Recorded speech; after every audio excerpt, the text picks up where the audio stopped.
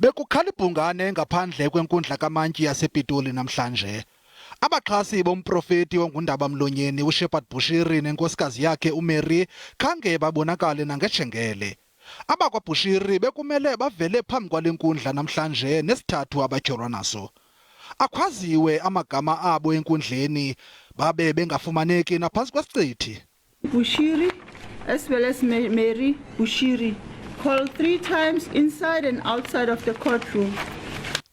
Ukanti amagqwetha amele esisibini kweli loMzantsi Afrika athi akasazi nokuba siphi esisibini yaye khange sithethe nawo. The property belonging to accused number 4, that is Shepherd Huxley Bushiri, and number 5, Mary Bushiri, with the following details: 1585 Midstream Estate is hereby forfeited to the state. Emvakokuba beqhweshile kweli abakwaBushiri bathe bazinikezela kwabezomthetho kwelaseMalawi. Ukanti lenkundla yasePitoli ikwagunyazise ukuba umbuso uyithimbe indlu yalo kaBushiri nexabisa izigidi zeeRandi. Aza kuqhuba ke lamatyala ngakwaba abatyholwa abathathu batyholwa nabo yaye elityala lirhoxiselwe umhla wesithathu kwinyanga ezayo.